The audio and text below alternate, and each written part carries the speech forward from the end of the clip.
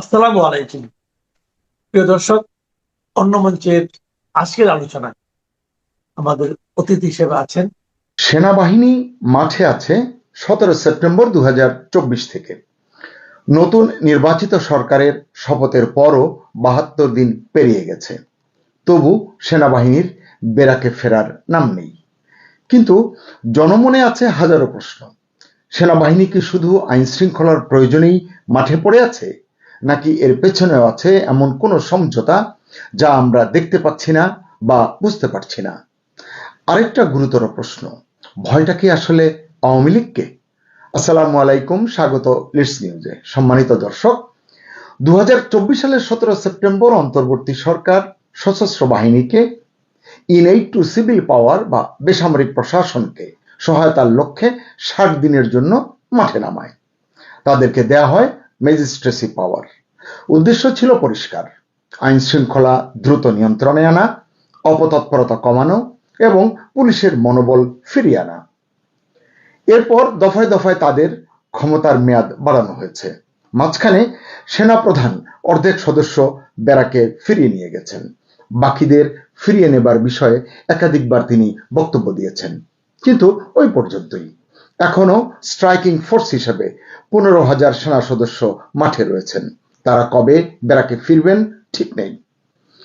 গতকাল 28 এপ্রিল স্বরাষ্ট্রমন্ত্রী সালাউদ্দিন আহমদ বলেছেন, পরিস্থিতি বিবেচনায় ধাপে ধাপে ফিরবে সেনাবাহিনী।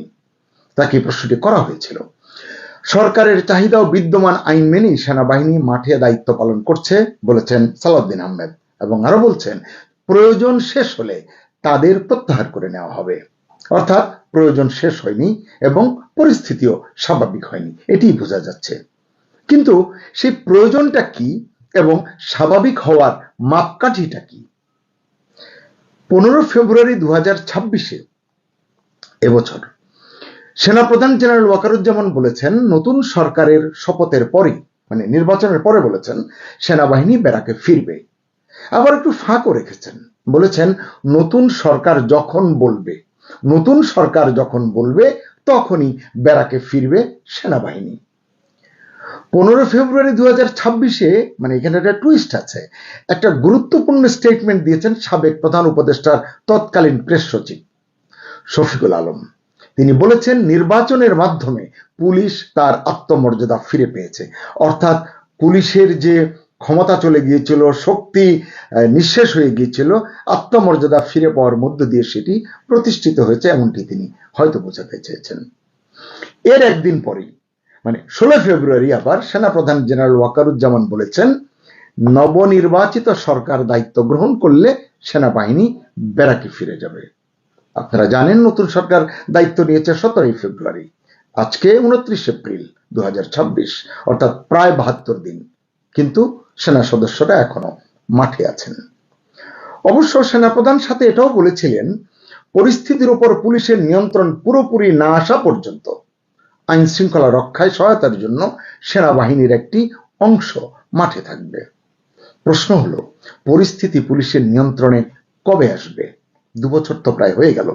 এই নিয়ন্ত্রণে আসার প্যারামিটারটাই বা কি? 2 বছরেও যদি পুলিশ শক্তিশালী না হতে পারে, তাহলে দায়টা কার? আচ্ছা, সেনাবাহিনী কি বিএনপির প্রয়োজনে রাজনৈতিক কোনো কাজে ব্যবহৃত হচ্ছে? এমন প্রশ্ন অনেকে তুলছেন। অথচ 8 ফেব্রুয়ারি, মানে নির্বাচনের আগে, বিএনপি চেয়ারম্যান তারেক রহমান বলেছিলেন, বিএনপি ক্ষমতায় গেলে সেনাবাহিনীকে রাজনৈতিক উদ্দেশ্যে ব্যবহার করা হবে না। তিনি সেনাবাহিনীর গৌরব পুনরুদ্ধারের বিষয়টিও গুরুত্ব দিয়ে উল্লেখ করেছিলেন। বুঝতে পেরেছিলেন যে সেনাবাহিনীর গৌরবে ভাটা টান পড়েছে। সেই বিএনপি এখন ক্ষমতায়। ইতিমধ্যে 2.5 মাস অতিক্রান্ত হয়েছে, কিন্তু সেনাবাহিনীকে ব্যারাকে ফেরানোর কোনো দৃশ্যমান উদ্যোগ কিন্তু নেই। তাহলে কথা আর বাস্তবতার মধ্যে এই ফারাক কি ইঙ্গিত দেয়?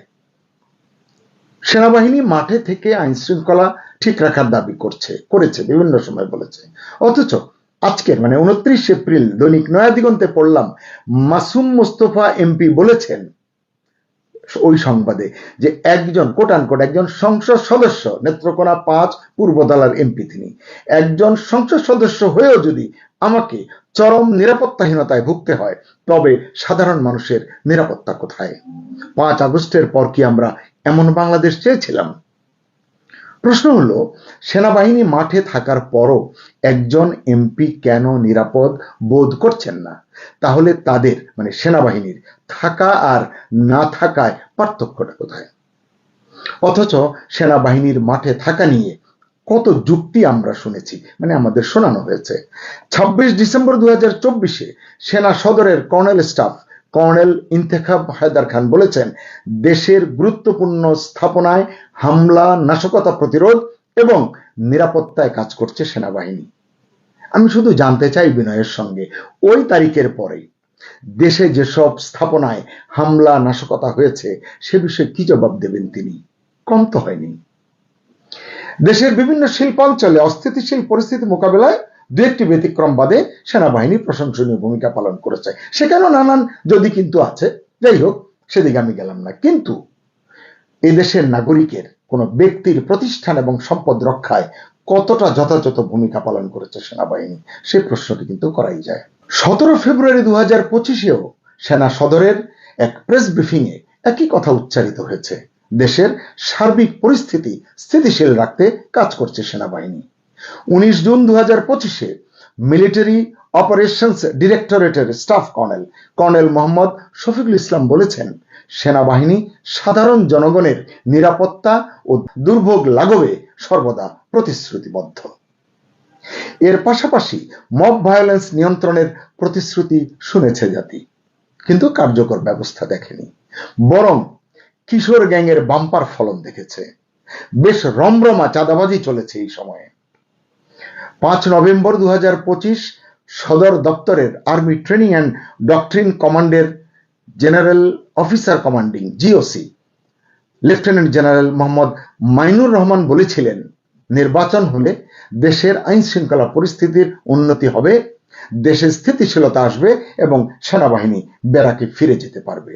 নির্বাচন হয়েছে, সরকারও গঠিত হয়েছে, কিন্তু প্রত্যাশা ও প্রতিশ্রুতি পূরণ হয়নি।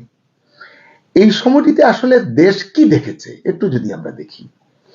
24 ফেব্রুয়ারি 2025-এ, মানে আমি একেবারে র্যান্ডমলি নিয়েছি, গত কয়েকদিনেরটা নিলেও নিতে পারতাম, আমি র্যান্ডমলি নিয়েছি। জাগো নিউজে প্রকাশিত একটি সংবাদের শিরোনাম বলি আপনাদেরকে।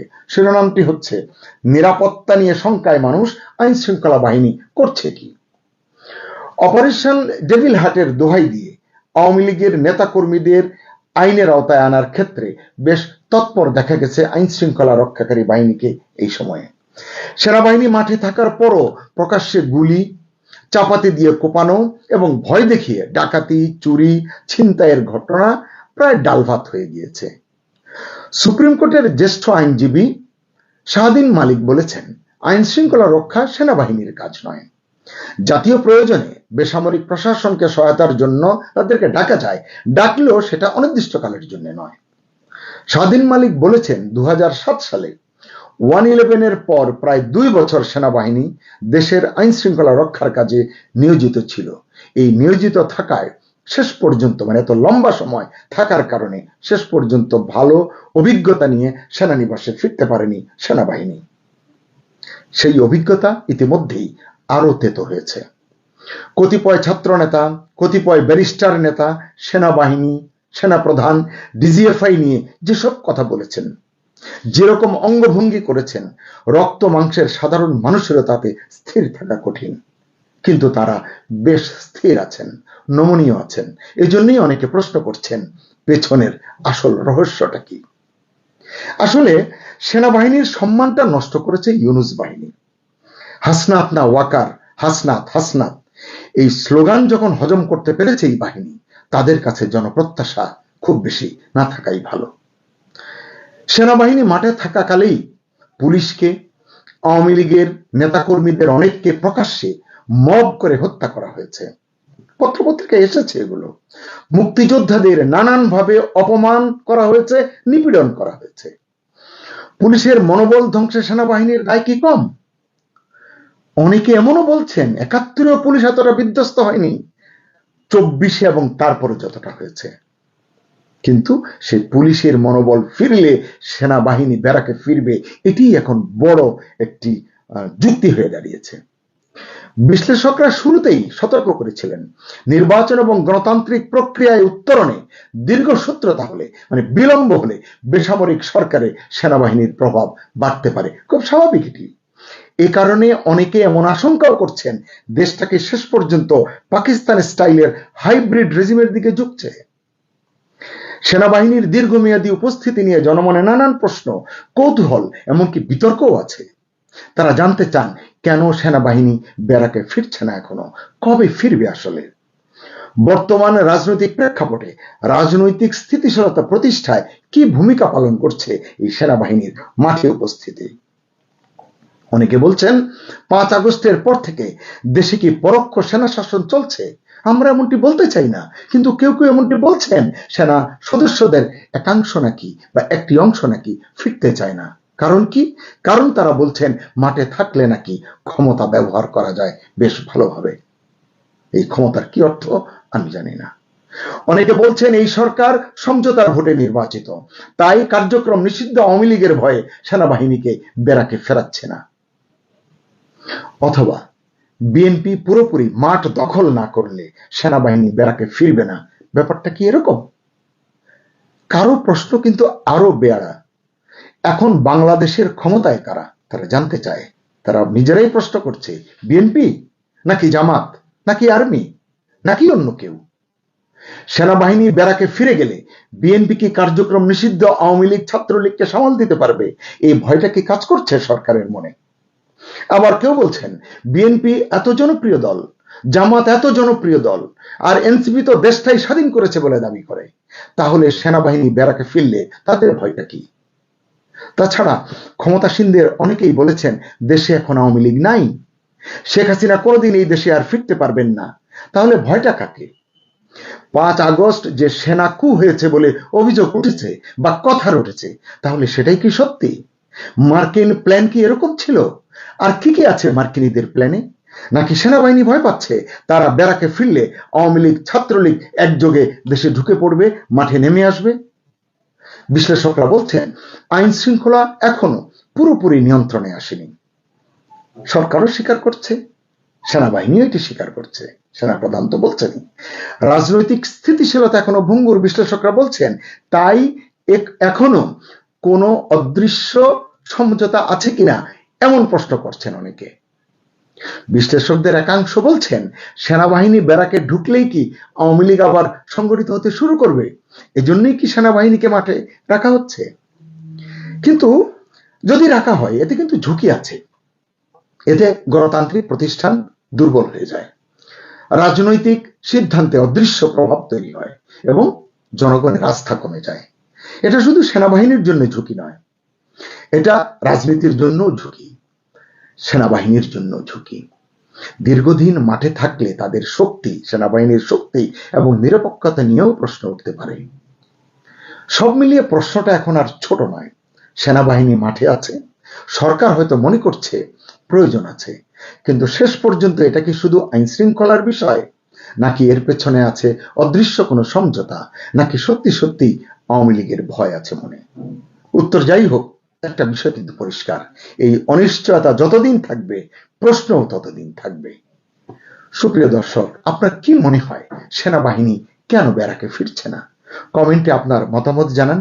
ভালো লাগলে ভিডিওটি শেয়ার করুন আর সাবস্ক্রাইব